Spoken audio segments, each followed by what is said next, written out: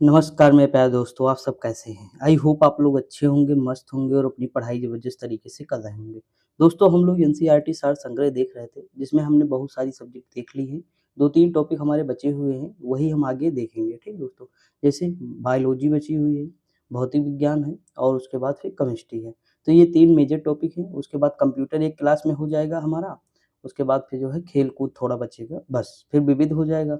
तो ज़्यादा क्लासें नहीं हैं, लेकिन दोस्तों एक चीज़ समझ रखिए, अब मैं 1 घंटे की वीडियो जो है नहीं बनाऊँगा, क्योंकि मैं क्वालिटी थोड़ा देना चाहता हूँ, तो क्वालिटी देने के लिए मैं छोटी वीडियो बनाऊँगा, जो मतलब बेटर हो, यानी 30 मिनट की होगी लगभग, जैसे 1 घंटे की पहले बनती थी, तो मतलब ज़्यादा कवर कर लेता था, तो 30 मिनट बनाएँगे, आराम से कवर करेंगे और देखिए इसमें क्या होगा मेरे लिए टाइम होगा, मैं आर-एन-डी कर सकूँगा, आपको क्वालिटीदार कंटेंट दे सकूँगा, बहुत सारे लॉजिक बता सकूँगा, ट्रिक बता सकूँगा, तो चलिए हम 30 मिनट से ज़्यादा वीडियो नहीं बनाएँगे, कोशिश करेंगे। लेकिन जो यूपी पुलिस का प्रैक्टिस सेट है, वो तो 1 घंटे का ही रहेगा क्योंकि उसे टोटल कराना रहता है ना, वो कराऊँगा। बाकी जैसे कोई चैप्टर है, जैसे हिंदी, तो वो भी उतना रहेगा। जैसे 45 मिनट में हमारे कितने 15 सेट हो जाते हैं जूनियर असिस्टेंट के लिए।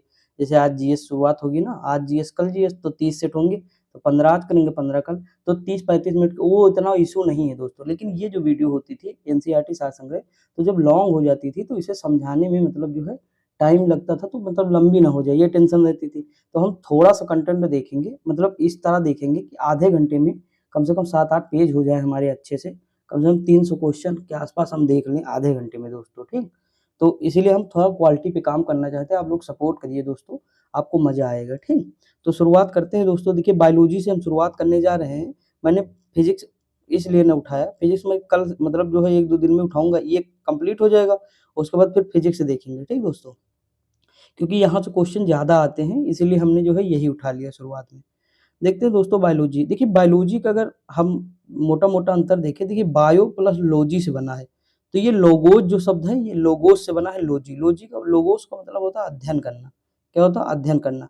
और बायो का अर्थ होता है जीव, यानी जीवों का जो हम अध्ययन करते हैं, तो वो बायोलॉजी के अंतर्गत करते हैं। जैसे ना वनस्पति विज्ञान सुने होंगे, तो उसमें पेड़-पौधों का अध्ययन करते हैं। जीव विज्ञान में जीवों का अध्ययन करते हैं। समझ में आया कि नहीं? तो ये सारी चीज़ें जो हैं होती हैं, बस थोड़ा-सा मतलब इंट्रो था, ऐसे देख लीजिएगा। देखिए, अगर हम बात करें जीव विज्ञान की शाखा, दोस्तों 1 नंबर आज इस पीडीएफ से ले लीजिएगा आप लोग। 1 नंबर लिख लीजिएगा, कहीं भी नोट कर लीजिए, 1 नंबर 100% मतलब फिक्स है। अभी हम देखेंगे आगे। देखिए, यहाँ लिखा है विटीकल्चर के द्वारा उत्पादित किया जाता है। विटीकल्चर का संबंध किससे होता है? तो ये अंगूर से उत्पादन से होता है। किससे होता है? अंगूर से। अब देखिए, आपकी मतलब आप कैसे इसे याद करना चाहते हैं, आप कर सकते हैं। कोई अब आपका लॉजिक हो विटीकल्चर, तो मतलब लगा सकते हैं। मीठे-मीठे वीटी यानी मीठी, अंगूर कैसे होती है? मीठी होती है यानी वीटी। तो इस तरह मतलब लगा सकते हैं, ठीक? अगला दिया है जेरंटोलॉजी का अंत। देखिए जेरंटो मतलब होता है वृद्ध, क्या होता है? वृद्ध, और लॉजी मतलब होता है अध्ययन। तो देखिए जेरंटो यानी वो जर गया है, जर मतलब क्या हो रहा है? बूढ़ा, तो जेरंटोलॉजी यानी वृद्धावस्था, या जो है आयु आयु वृद्धि के प्रभाव का अध्ययन किया जाता है, ठीक? जेरोंटोलॉजी में क्या किया जाता है? वृद्धावस्था या आयु वृद्धि के प्रभाव का अध्ययन किया जाता है। अगला क्वेश्चन, वर्मी कल्चर में कौन-सा कीट होता है? तो केचुआ पालन होता है। वर्मी कल्चर किससे संबंधित है? केचुआ पालन से संबंधित है। अगला पेडोलॉजी, पेडोलॉजी आप बहुत ज़्यादा सुने होंगे, हिमानी मैम जो है, जो कैजुअल वाली नहीं है, शायद हिमानी ही तो है, यही कुछ नाम है हमको लगता है। तो उन्होंने क्या मतलब मृदा विज्ञान, आप देखे होंगे ये कि उनके बैच भी चलते हैं पेडोलॉजी के, तो वो मृदा विज्ञान से संबंधित है, ठीक? पेड़ कहाँ लगते हैं? मृदा में लगते हैं। पेड़ कहाँ लगते हैं? मृदा में, तो मृदा हो जाएगा पेडोलॉजी, ठीक? तो इस तरह याद कर सकते हैं। जैसे फूलों का अध्ययन, तो एंथोलॉजी हो जाएगा। क्या हो जाएगा? एंथोलॉजी हो जाएगा दोस्तों। आगे बढ़ते हैं, कीटों का अध्ययन एंटोमोलॉजी। एंट मतलब क्या होता है? कीट होता है, चींटी होता है। एंट मतलब हम सुने थे एंट, एंट मतलब क्या होता है? चींटी। तो एंटोमोलॉजी मतलब क्या हो जाएगा? चींटी मतलब कीटों का अध्ययन, वो भी तो कीट है एक हमारा, ठीक? अगला है जनसंख्या एवं मानव जात के आंकड़ों का अध्ययन, तो जनानकीय या डेमोग्राफी। समझ में आया कि नहीं? ये तो बिल्कुल हम लोग जानते हैं कि डेमोग्राफी जो है जनानकी, ये मानव जनसंख्या और मानव जात के आंकड़े का अध्ययन जो है करता है, ठीक? आगे बढ़ें? देखिए सिंपल है कि नहीं दोस्तों, बताइए आप ही लोग। मतलब इसमें कुछ लॉजिक नहीं है, आपको थोड़ा बहुत लॉजिक मैं दिए दे रहा हूँ, लेकिन मतलब ये अगर कठिन कहो तो कठिन कुछ नहीं दोस्तों, ये आपको ऐसे याद रखने का, जो कई बार आप ऐसे पढ़ेंगे तो आपके माइंड में ऐसे छप जाएगा, ठीक? टेंशन ना लीजिए। यहाँ लिखा जीवाश्म वनस्पति के अंतर्गत पादप जीवाश्म का अध्ययन किया जाता है। किसके अंतर्गत? जीवाश्म वनस्पति के अंतर्गत पादप जीवाश्म का अध्ययन किया जाता है। अगला दिया विभिन्न संस्कृतियों के वैज्ञानिक विवरण के तुलनात्मक अध्ययन को क्या कहा जाता है? तो एथनोलॉजी कहा जाता है। क्या कहा जाता है? एथनोलॉजी कहा जाता है। अगला सब्जी का अध्ययन, तो ओलेरी यानी गाँव कहते हैं ना, ओलेरी सब्जी ले लीजिए, तो ओलेरी कल्चर सब्जी का हो जाएगा। अस्थियों का, ऑस्टियो मतलब क्या होता है? हड्डी होता है, ऑस्टियोलॉजी, तो हड्डी, ऑस्टियो मतलब हड्डी होता है, लॉजी मतलब अध्ययन, तो जब हम हड्डियों या अस्थियों का अध्ययन करते हैं तो क्या होता है? ऑस्टियोलॉजी होता है। अगला है सर्पोलॉजी, तो देखिए सर्पेंटो, सर्पेंटोलॉजी, तो सर्पे यानी सर्पो, तो यहाँ मतलब एकदम नाम ही से पता है कि सर्पेंटो यानी सर्पों का अध्ययन हो जाएगा, ठीक। अगला है हाइड्रोपोनिक्स, हाइड्रो मतलब होता है जल, पोनिक्स मतलब जो है हवा में, मतलब जो है मृदा रहित, यानी जल मतलब जो नीचे न रहकर हवा में जो है वो करना, क्या करना? तो पादप को उगाना, जिसे मृदा रहित पादप संवर्धन, यानी हवा में पौधों को उगाना हो जाएगा, ठीक। जापान में ये जो है तकनीकी ज्यादा फेमस है दोस्तों। अगला दिया जंतु के अंतर्गत किन जंतुओं का अध्ययन किया जाता है जंतु विज्ञान के अंतर्गत? तो जीवित व मृत दोनों प्रकार के जंतुओं का अध्ययन किया जाता है, ये इंपॉर्टेंट है, ठीक दोस्तों। अगला लिखा है जंतु विज्ञान जीव विज्ञान की एक शाखा है। अरस्तु को जंतु विज्ञान का पिता कहते हैं। फादर ऑफ जूलॉजी किसे कहते हैं? तो अरस्तु को कहते हैं। हम लोग लगभग ये जानते भी हैं। अब देखिए ये स्लाइड है, यहाँ से भी क्वेश्चन कई बार बने हैं, कुछ चीजें आपको रटना पड़ेगा। जैसे जनक देखिए, अगर हम बात करें जीव विज्ञान के जनक कौन है? अरस्तु हैं, ठीक। अगला वनस्पति विज्ञान के कौन है? थियोफ्रेस्टस है। कौन है? थियोफ्रेस्टस। अगला सूक्ष्म विज्ञान के कौन है? लुई पाश्चर हो जाएंगे। माइक्रो बायोलॉजी, बैक्टीरियोलॉजी यानी जीवाणु विज्ञान के हो जाएंगे रॉबर्ट कोच। कौन हो जाएंगे? Robert Koch. प्रतिरक्षा विज्ञान यानी इम्यूनोलॉजी के हो जाएंगे एडवर्ड जेनर। अगला दिया वर्गीकी एवं वर्गीकरण विज्ञान टेक्सोनोमी, तो कैलियोस लीनियस हो जाएंगे। अगला दिया रुधिर परिसंचरण तंत्र blood circulation system William Harvey हो जाएंगे। अगला कोशिका विज्ञान यानी साइटोलॉजी, तो रॉबर्ट हुक हो जाएंगे। उत्परिवर्तन यानी म्यूटेशन कौन होंगे? ह्यूगो डी ब्रीज हो जाएंगे। अगला कवक विज्ञान, कवक विज्ञान के हो जाएंगे हेनरी एंटन डी बेरी। देखिए सब नहीं रटना है, पहले मैं बता दे रहा हूँ, बस दो तीन जो ज्यादा इंपॉर्टेंट, जैसे ये वाला है ज्यादा इंपॉर्टेंट है, ये भी पूछ लेता है, ठीक। ये वाला पूछ लेता तो मतलब कुछ आपको रटने पड़ेंगे, लेकिन ये नहीं कह सकता है कि कौन सा नहीं पूछा जाएगा, क्योंकि लगभग लगभग मुझे लगता है सारे पूछे गए हैं। ये दो तीन को छोड़ दीजिए तो। लिखा है पादप शरीर क्रिया विज्ञान, तो स्टीफन हेल्स हो जाएंगे। अगला आधुनिक वनस्पति विज्ञान मॉडर्न बोटनी कैलियोस लीनियस हो जाएंगे, ये याद रखिएगा इंपॉर्टेंट है। अगला रुधिर ब्लड, ये किसे? कॉललैंड स्टीनर मोस्ट इंपोर्टेंट हो जाएंगे। रुधिर परिसंचरण तंत्र विलियम हार्वे हो जाएंगे, और रुधिर वन यानी ब्लड ग्रुप कार्लैंड स्टीनर। अगला अंतःस्रावी विज्ञान, तो ये हो जाएंगे थॉमस एल्वा एडिसन। अगला है अनुवांशिकी यानी genetics Gregor John Mendel, important है। अगला दिया है आधुनिक अनुवांशिकी ग्रेगर जॉन मेंडल है। भारतीय पुरातत्व विज्ञान जो है बीरबल साहनी हो जाएंगे। आनुवंशिक अभियांत्रिकी यानी जेनेटिक इंजीनियरिंग पालबर्ग हो जाएंगे। साइल विज्ञान यानी साइकोलॉजी, ये विलियम हेनरी हार्वे हो जाएंगे। अगला भारतीय शैल विज्ञान, तो ये हो जाएंगे एमओ आयंगर। भारतीय पारिस्थितिकी इंडियन इकोलॉजी रामदेव मिश्रा हो जाएंगे, याद रखिएगा। औषध विज्ञान हिप्पोक्रेटस हो जाएंगे। अगला दिया है कि सूक्ष्मदर्शिकी, ये कौन होंगे? एंटनी वॉन लियोन हॉक हो जाएंगे, ठीक। अगला दिया है जीव मतलब जीन चिकित्सा एंडरसन हो जाएंगे। देखिए इसमें कुछ है दोस्तों, आपको लग रहा होगा जो प्रैक्टिस सेट के दौरान आपको दिखाई ज्यादा दें वो याद कर लीजिएगा ज्यादा, ठीक। मेरे ख्याल से कम 10 आपको तो रटे होने चाहिए, 10 से कम मतलब बात ही नहीं बनेगी, समझ में कि नहीं। अब अपने हिसाब से देख लीजिएगा, प्रैक्टिस सेट करेंगे तभी समझ में आएगा। देखिए वनस्पति विज्ञान की कुछ शाखाएं देख लेते हैं, यहाँ से भी क्वेश्चन बन जाते हैं। देखिए घास विज्ञान, तो वैसे भी लिखा है कि घास विज्ञान या एग्रिस्टोलॉजी घास का अध्ययन कराता है, ठीक। यह घास अध्ययन या पालन होता है। एल्गोलॉजी, ये क्या होता है? एल्गी, एल्गी मतलब होता है शैवाल, तो एल्गो यानी शैवालों का अध्ययन हो जाएगा। एंटोमी यानी शरीर की आंतरिक संरचना का अध्ययन हो जाएगा। क्या हो जाएगा? शरीर की आंतरिक संरचना का अध्ययन हो जाएगा, ठीक दोस्तों। अगला एंटोमोलॉजी, एंटोमोलॉजी हो जाएगा पुष्पों का अध्ययन हो जाएगा, एंटोमोलॉजी। देखिए आंटी को चाहिए एंटमो यानी आंटी को चाहिए पुष्प, ठीक, फूल, क्यों? क्योंकि भगवान को चढ़ाना है, तो एंटोमोलॉजी पुष्पों का अध्ययन। जीव विज्ञान जीवाणुओं का अध्ययन हो जाएगा। ब्रायोलॉजी यानी ब्रायोफाइटा का अध्ययन हो जाएगा। केसिडोलॉजी यानी पादप में रोगजन्य गांठों पादप कैंसर का अध्ययन हो जाएगा, केसिडोलॉजी। अगला है डेंड्रोक्रोनोलॉजी। देखिए डेंड्रो मतलब होता है तो वृक्ष की आयु का अध्ययन करते हैं हम। डंडरफ सुने हो, मतलब रूखा सूखा, रूखा रूखा बाल जो रहता है ना, उसी सबसे बना हुआ शब्द ये है, तो ये वृक्षों की आयु हम इसमें ज्ञात करते हैं। जैसे डेंड्रोलॉजी, जैसे वृक्षों झाड़ियों का अध्ययन करते हैं डेंड्रोलॉजी में। देखिए यहाँ क्रोनो लग गया है ना, क्रोनो, क्रोनो मतलब होता है आयु, समझ में कि नहीं?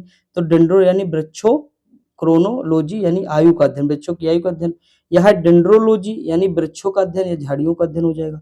इकोलॉजी पौधे पौधों का वातावरण से संबंध होता है। अगला इकोनॉमिक इकोनॉमिक बॉटनी क्या हो जाएगा, आर्थिक महत्व के पौधा का अध्ययन हो जाएगा। अगला है कि एथनो बॉटनी आदिवासियों द्वारा पादपों के उपयोग का अध्ययन हो जाएगा। ठीक दोस्तों, आगे बढ़ते हैं। अगला फॉरेस्ट्री, तो वनों का अध्ययन हो जाएगा। क्या हो जाएगा, वनों का अध्ययन हो जाएगा।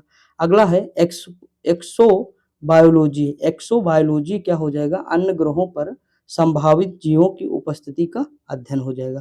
अगला है जेनेटिक इंजीनियरिंग, कृत्रिम जीन्स या आर्टिफिशियल जीन्स का निर्माण व स्थानांतरण का अध्ययन हो जाएगा। अगला क्वेश्चन दिया है कि लाइकेनोलॉजी, लाइकेंस का अध्ययन हो जाएगा दोस्तों। किसका अध्ययन हो जाएगा, लाइकेंस का। अगला है माइक्रोबायोलॉजी, ये सूक्ष्म जीव का अध्ययन हो जाएगा। ठीक दोस्तों, देखिए दोस्तों आपके पास मतलब इस ये जो एनसीईआरटी हमारी सात संग्रह खत्म होगी तो हम क्या पढ़ाएंगे, तो जीएस निधि पढ़ाएंगे, आरडब्ल्यूए की क्या पढ़ाएंगे, जीएस निधि, जो भी नई आई है ना मार्केट में, तो वो भी इतनी पढ़ाई भी नहीं गई है, तो सोच रहा हूँ वो पढ़ाऊंगा जीएस निधि।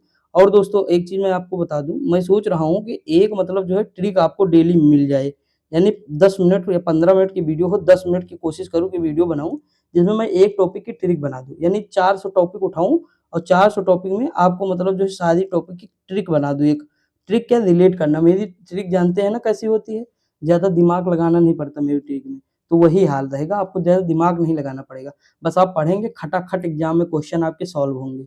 यकीन मानिए अगर नहीं देखे हैं तो पछताएंगे, लेकिन आप देखिएगा जरूर दोस्तों, जो मैं पढ़ाता हूँ उसे मतलब जरूर देखिए, क्योंकि मैं कैसे लॉजिक बताता हूँ, कैसे, जैसे अर्जेंटीना में क्या है, पंपास, तो जैसे पंप अर्जेंट में हम क्या करते हैं, पंप करते हैं, तो पंपास हो जाएगा। ठीक, ऐसे दोस्तों जैसे डाउन ऑस्ट्रेलिया में, तो डाउन यानी नीचे हो जाएगा, तो ऑस्ट्रेलिया वेल्ड यानी बैल के जैसे लोग साउथ अफ्रीका हो जाएगा। देखिए मतलब है नहीं वैसे, मतलब मुझे याद करना इसलिए बता देते हैं। स्टेपिया यानी मेरे पिया क्या लगाते हैं, टोपी लगाते, तो यूरेशिया यानी स्टेपी। ठीक, तो इस तरह मतलब याद है। प्रेरी, तो प्रेयर हम किसके सामने करेंगे, जो मतलब महान होगा, जो बड़ा होगा उसी के सामने करेंगे। तो पूरे विश्व में सबसे महान या बड़ा देश कौन सा है, यूएसए है, क्योंकि वो ताकतवर है, उसकी अर्थव्यवस्था मजबूत है। ठीक, तो फिर क्या हो जाएगा, प्रेयर यानी प्रेरी हो जाएगा, समझा कि नहीं?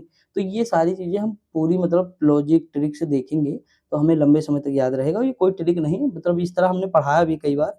तो वही सारी चीजें मैं बता रहा हूँ कि दो चीजें, एक जीएस निधि और दोस्तों एक सोच रहा हूँ ट्रिक वाला। और अगर आप लोग एक चीज और कहें, मेरे दिमाग में आज ही आया सुबह, गौरव सर का नोट्स अगर कहें जीएस का दोस्तों, तो मैं वो पढ़ा दूं आपको।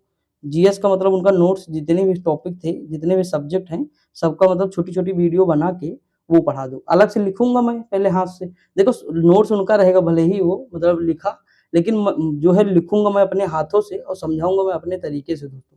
आपके समझ ज्यादा समझ में आएगा। उसकी पीडीएफ टेलीग्राम पे मिलेगी, आपको जब भी रिवीजन करना मिले, आपको लिखना नहीं दोस्तों, जब भी रिवीजन करना हो वही रिवीजन कर ली, एक दो बार वीडियो देख लीजिए, आपका काम हो जाएगा। तो आप लोग डिसाइड करिए, आप लोग बताएंगे कमेंट में कि मुझे क्या पढ़ाना है, तो उस हिसाब से मैं जो है रणनीति बनाऊंगा। ठीक, तो एक दो दिन में चीजें शुरू कर दूंगा। ठीक, बाकी जो है आप लोग सपोर्ट कर रहे हैं, इसके लिए दिल से धन्यवाद दोस्तों, और करिएगा थोड़ा, तो फिर और ज़्यादा बेटर होगा ना, वीडियो पूरी देखिएगा। देखते हैं दोस्तों अब आगे हम, देखिए जेनेटिक इंजीनियरिंग का होता है कृत्रिम जीन्स या का निर्माण या स्थानांतरण का अध्ययन। अगला है कि लाइकेनोलॉजी, ये क्या होता है, लाइकेंस का अध्ययन होता है। माइक्रोबायोलॉजी, ये होता है सूक्ष्म जीव का अध्ययन। ठीक, आगे बढ़े। देखिए यहाँ से दोस्तों एक क्वेश्चन पक्का है, मैंने बता दिया तो बता दिया। लिखा है माइक्रोलॉजी कवकों का वैज्ञानिक अध्ययन। माइकोप्लाज्मोलॉजी, ये होता है माइकोप्लाज्मा का वैज्ञानिक अध्ययन। अगला दिया है कि निमेटोलॉजी, ये होता है निमेटोड्स का पादपों के साथ संबंधों का अध्ययन। अगला है पेलियोबोटनी, ये होता है पादप जीवाश्मों का अध्ययन होता है। अगला है कि पेलिनोलॉजी, ये होता है परागकणों का अध्ययन। अगला है पैथोलॉजी, ये होता है पादप रोग का उपचार का अध्ययन। अगला है पैरासीटोलॉजी, ये होता पोषक व परजीवों के संबंध का अध्ययन होता है। देखिए 2-3 बार पढ़ेंगे तो आपके दिमाग में आ जाएगा, कोई बड़ी बात नहीं है दोस्तों। जब हम कोई चीज़ नई नई सुनते हैं तो वैसे भी हमें नहीं याद होती, जब एक टाइम हो जाता है तो हमें सारी चीज़ें याद होने लगती। अगला है फार्मेकोलॉजी, ये होता है औषधि, देखिए फार्मिस्ट सुने हैं कि नहीं, औषधि विज्ञान, मतलब जो वो होता है मेडिकल जिसे कहते हैं, तो वहीं से बना है फार्माकोलॉजी यानी औषध पादपों का अध्ययन। अगला है फिजियोलॉजी, तो ये हो जाएगा विभिन्न पादपों का जैविक क्रियाओं का अध्ययन। अगला है टेरिडोलॉजी, ये होता है टेरिडोफाइट्स का अध्ययन। अगला है कि फाइटोजियोग्राफी, ये पौधों के वितरण व उसके कारणों का अध्ययन होता है, फाइटोजियोग्राफी। अगला स्पेस बायोलॉजी, ये क्या होता है, अंतरिक्ष व वायुमंडल में स्थित पादपों का अध्ययन कहलाता है। अगला स्पर्मेलॉजी, ये होता है बीजों का अध्ययन होता है। अगला दिया हेलियोथेरेपी, सूर्य, देखिए हेलियो मतलब ही होता है सूर्य का ताप, ठीक। तो जो सूर्य के प्रभाव से चिकित्सा करने की प्रक्रिया वो कहलाती है हेलियोथेरेपी। अगला दिया हाइड्रोपोनिक्स, इस शाखा के अंतर्गत बिना मृदा की बागवानी की जाती है। मैंने अभी बताया हाइड्रोपोनिक्स का मतलब होता है हवा में खेती करना, ठीक, वायु में। आगे बढ़े, देखते हैं। अब देखिए ये कुछ विज्ञान की शाखाएं हैं, ये भी मोस्ट इंपॉर्टेंट है। यहाँ लिखा एंटोमी, क्या लिखा, एनाटोमी, सॉरी एनाटोमी, विच्छेदन के द्वारा शरीर एवं विभिन्न अंगों की रचना का प्रदर्शन करना। अगला है एंथ्रोपोलॉजी, मानव जाति के सांस्कृतिक विकास का अध्ययन। अगला इकोलॉजी, जैविक व अजैविक वातावरण के जीवों के विभिन्न संबंधों का अध्ययन करना, इकोलॉजी। इकोलॉजी हम लोग जानते हैं भी जैविक अजैविक इनके बीच जो संबंध होता है वही करना, ठीक। अगला दिया है कि एंडोक्राइनोलॉजी, अंतःस्रावी ग्रंथों, एंडोक्राइन मतलब क्या होता है, अंतःस्रावी ग्रंथि होता है ना दोस्तों, एंडोक्राइन, तो उसी से बना है एंडोक्राइनोलॉजी। तो मतलब कुछ नहीं करना है, बस अगर आपको मीनिंग पता है ना तो आपका काम हो जाएगा। अगला एम्ब्रियो, एम्ब्रियो मतलब क्या होता है, भ्रूण होता है, एम्ब्रियोलॉजी तो भ्रूण संवर्धन का अध्ययन होता है। अगला है एंजाइमोलॉजी, एंजाइम मतलब क्या होता है, उत्प्रेरक, तो उसी का होता है उत्प्रेरक का अध्ययन, लॉजी मतलब अध्ययन होता है। एंटोमोलॉजी यानी कीट पतंगों का अध्ययन। जेनेटिक्स, जीवों के अनुवांशिकी लक्षण व उसकी वंशानुगत का अध्ययन होता है, ठीक दोस्त। आगे बढ़े, देखते हैं। अगला हिमेटोलॉजी, हिमेट मतलब होता है रुधिर और लॉजी मतलब अध्ययन करना, यानी हम रुधिर या खून या मतलब हम कहें रक्त संबंधी रोगों का अध्ययन करना। हार्पेटोलॉजी, तो जो हार्पिट होते हैं उभयचर कहते हैं इनको, उभयचर एवं सरीसृप का अध्ययन करना। मैमोलॉजी, मैमल्स, मैमल्स क्या होते हैं, स्तनधारी होते हैं, जो मतलब जो है सॉरी दोस्तों, जो मतलब हमारे जो है पृथ्वी पर चलते हैं, ठीक, मतलब जो है सतह पर चलते हैं, पानी में नहीं चलते। स्तनधारी का अध्ययन हो जाता है मैमोलॉजी। उसी माइक्रोबायोलॉजी या अति सूक्ष्म, माइक्रो मतलब क्या होता है अति सूक्ष्म, बायोलॉजी, बायो मतलब जीवों, अब लॉजी मतलब अध्ययन, तो वही है बस। न्यूरोलॉजी, न्यूरो मतलब क्या होता है, मैंने बताया ना न्यूरॉन्स, कई बार मैंने बताया है आपको। न्यूरॉन्स जो है, न्यूरॉन्स मतलब होता है तंत्रिका तंत्र। देखिए दोस्तों एक चीज मैं बताऊं, दही कहते हैं लोग खाना चाहिए, डॉक्टर आप देखोगे दही हमेशा खाते हैं खाने में जिनके। देखिए दही खाने से क्या होता है, मस्तिष्क थोड़ा तेज होता है, मस्तिष्क एक्चुअली नहीं तेज होता है, होता क्या है, हमारे यहाँ न्यूरॉन्स होती है बहुत सारी, तो वो न्यूरॉन्स क्या होती है, मेरुदंड के सहारे वो मस्तिष्क को संदेश भेजती है, ठीक। तो क्या होता है जब हम दही वगैरह खाते हैं तो दही जैसे मतलब हमें तो लगता है कि डेली मतलब 10 रुपए का दही तो सबको खा लेना चाहिए, मतलब इससे क्या होता है माइंड मतलब शार्प होता है, मैंने ये चीज ऑब्जर्व की है दोस्तों। देखिए हम लोगों के यहाँ क्या है, मतलब मुझे लगता है जब से मैं बाहर पढ़ने गया, थोड़े दिन रहा, उसके बाद चीजें बहुत सारी चीजें सीखना शुरू किया, तो मुझे लगता है चाहे घर हो चाहे यहाँ हो, दही रायता मतलब ये तो कंपलसरी हो जाता है खाने में। जैसे मैं एक लाइब्रेरी जाता था, मतलब बहुत वीआईपी लाइब्रेरी थी, वहाँ जितने भी लड़के थे लगभग पीसीएस, आईएएस मतलब वीआईपी मतलब सब तैयारी कर रहे थे। वहाँ मैंने एक चीज़ देखा है कि मतलब सभी बच्चे दही खा रहे हैं, ए टू जेड दही ही खा रहे हैं, मतलब अलग ही लेवल चल रहा था वहाँ तो। तो ये सारी चीज़ें होती हैं, दही बहुत ज़्यादा बेनिफिट करता है, आप लोग खा के देखिए। मतलब मेरा मानना है दोस्तों, बाकी आप लोग भी जानते हैं कि दही हर चीज़ में बेनिफिट है, तो मतलब खा सकते हैं। दूध से ज़्यादा फ़ायदा क्या करता है, दही करता है दोस्तों। तो उसमें क्या होता है, उसमें यही होता है कि जो न्यूरॉन्स होती है ना, वो आपस में कनेक्ट होती चली जाती हैं। जब न्यूरॉन्स आपस में जो गैप होता है वो गैप नहीं रहता, तो जब न्यूरॉन्स आपस में कनेक्ट कर जाए तो मस्तिष्क तेज होता चला जाता है, उसे मतलब मस्तिष्क, इसीलिए तो कहते हैं सात्विक भोजन कहते नहीं, तो यही सब है उसमें, मतलब जैसे दही वगैरह ये सब, दही छाछ है ना, तो ये सारी चीजें जो है मतलब शुद्ध करती है सारी चीजों को। तो मतलब ये वही से संबंधित था न्यूरॉन्स वगैरह, तो मैं बता दिया आपको, बाकी आपकी मर्जी दोस्तों, मैं उसमें कुछ नहीं कर सकता हूँ, ठीक। अब यही नहीं कर सकता हूँ कि दही ही खाते चले जाओगे, पढ़ोगे नहीं तो दिमाग तेज हो जाएगा, ये मैं नहीं कह सकता, लेकिन ये है कि दही जो है न्यूरॉन्स को मतलब कनेक्ट करने में सहायता करता है, ठीक। तो ये कर सकते हैं, तो मतलब इम्पोर्टेंट, और यही न्यूरॉन से तंत्रिका तंत्र ही तो है, सारी जो है मतलब हमारी सारी वो चीज़ों को वही भेजता है मस्तिष्क तक।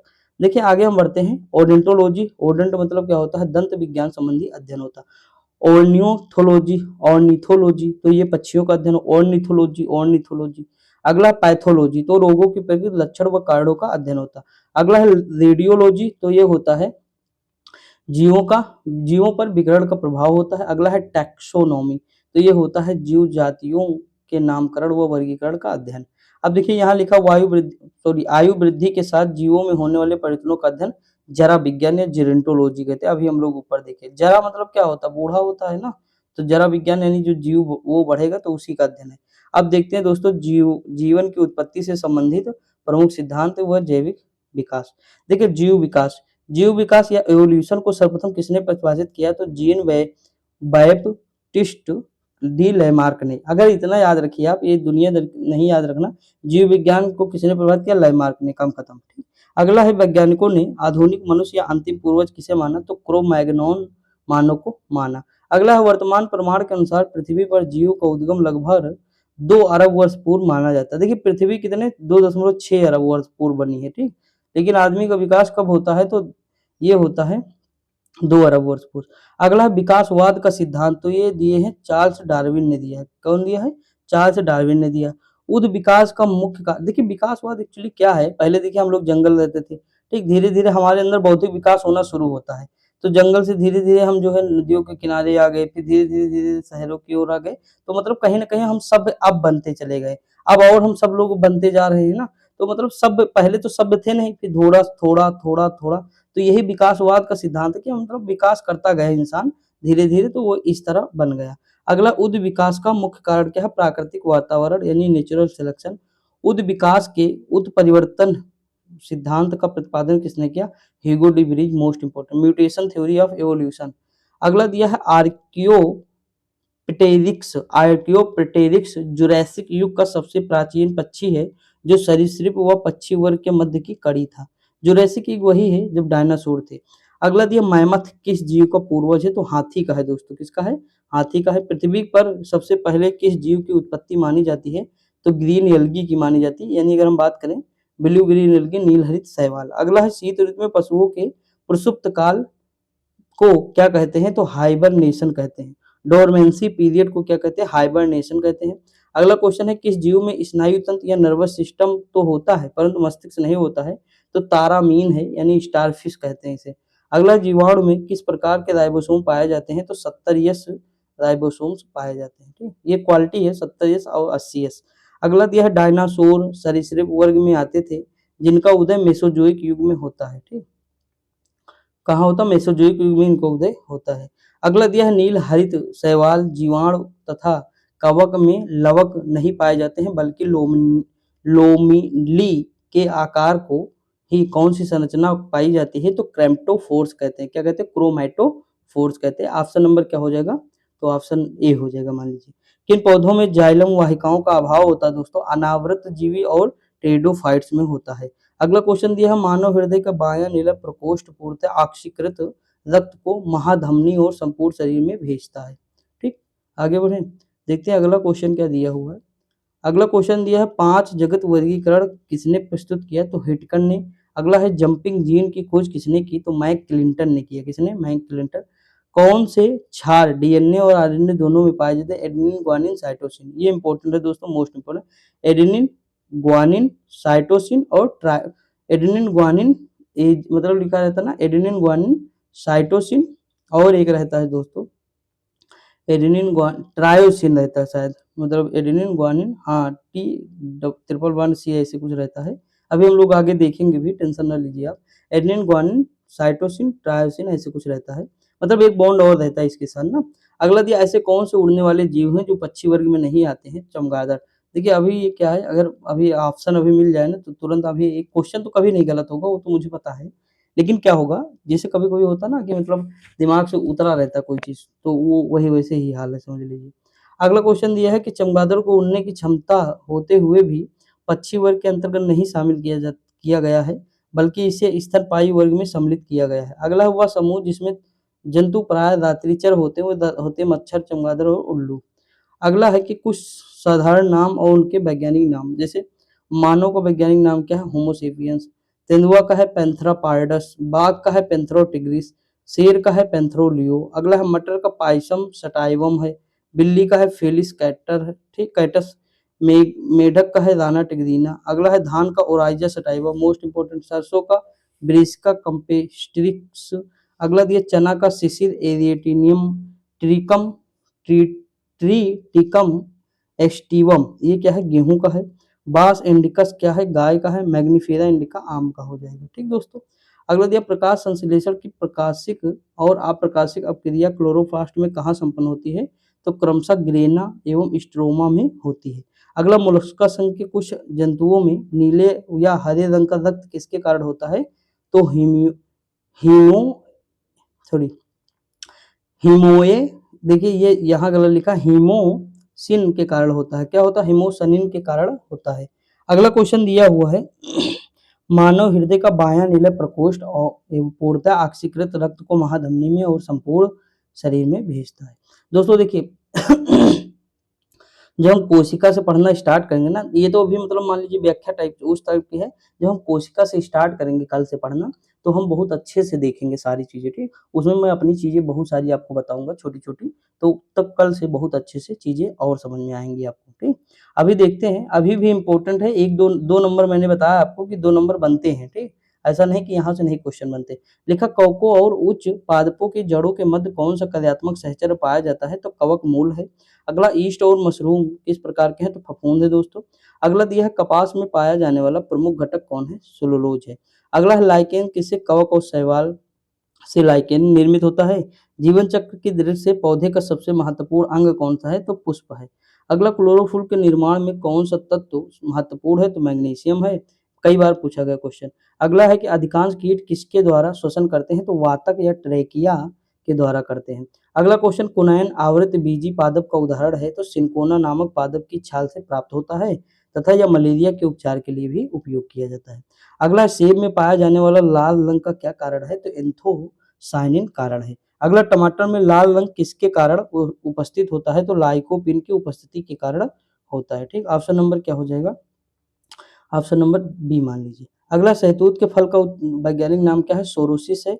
सर्पों की विष ग्रंथियां किस अंग के समान होती हैं? तो कशेरुकी प्राणियों की लार ग्रंथियों के समान होती हैं।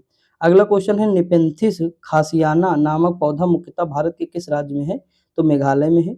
चट्टानों पर उगने वाला पादप क्या कहलाता है? शैलोद्भिद कहलाता है। घटपर्णी कीट भक्षी पादप के अंतर्गत आता है। इसकी पत्तियों के पर्ण या फलक घट जो है में रूपांतरित हो जाते हैं, ठीक। अगला देखिए इसका मैराथन की उम्मीद ना करिएगा दोस्तों, क्योंकि इसे ऐसे ही पढ़ लीजिएगा। कौन सा प्राणी अपनी आंत में जल का संग्रह करता है? तो ऊंट करता है। अगला सबसे बड़ा अकशेरुकी जीव कौन सा है? तो क्लोसल स्क्वैड है। क्या है? क्लोसल स्क्वैड।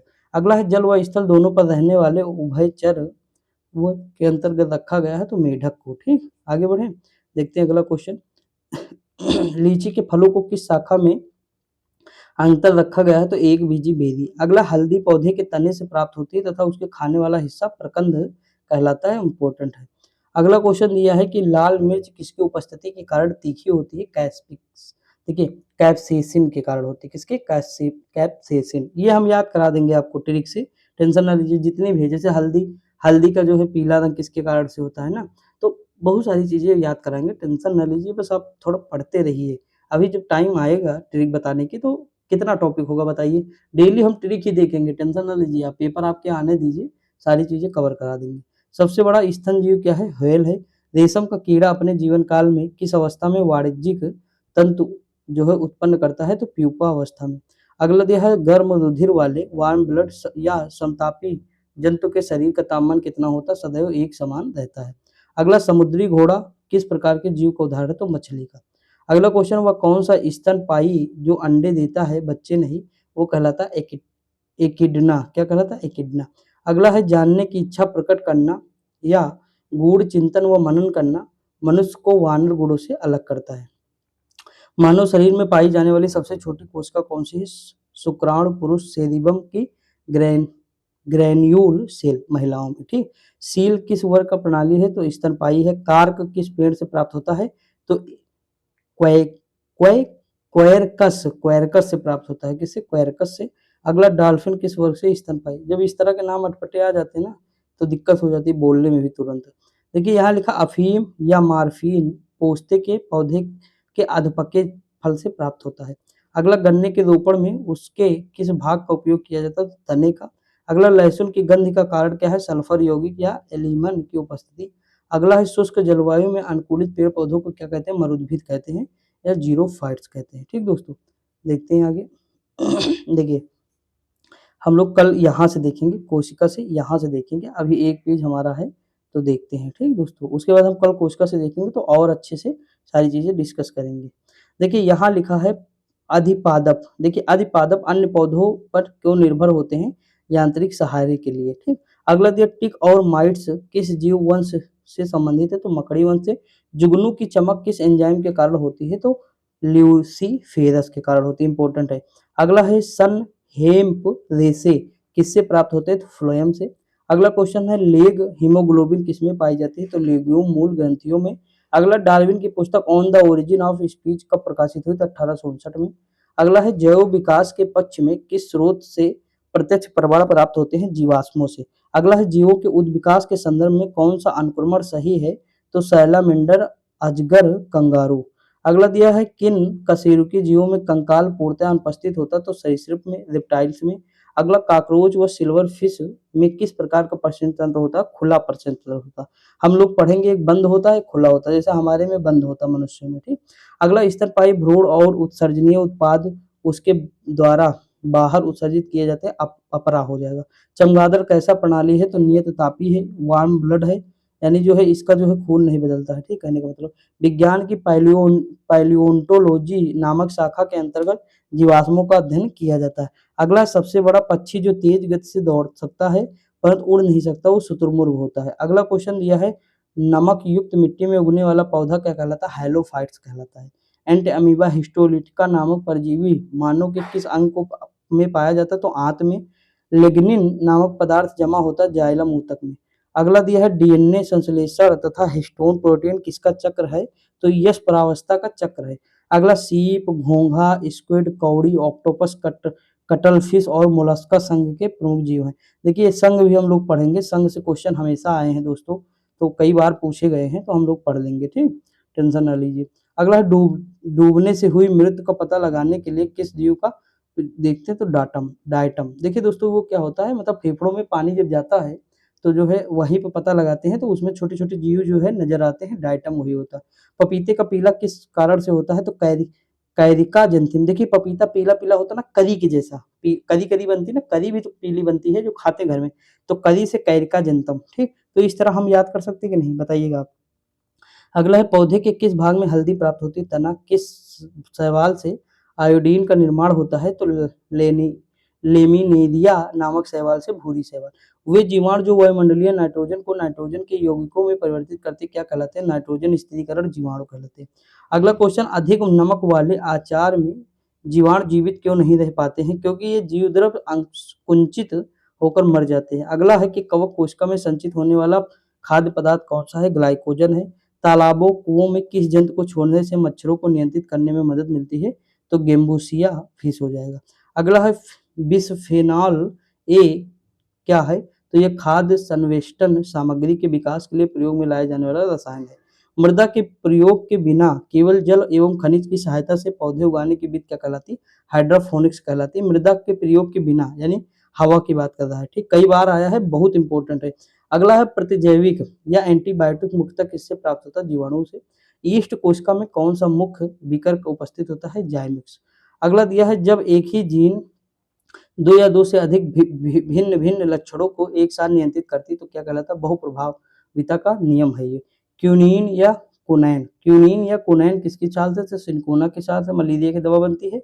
मेंडल ने अपने वंशागत नियमों को प्रतिपादित करने के लिए किस पौधे का प्रयोग किया, तो गार्डन पी या मटर का किया है, ठीक। ग्रेगर जॉन मेंडल 1822 से 1884 को आधुनिक वानिकी का जनक कहा जाता है।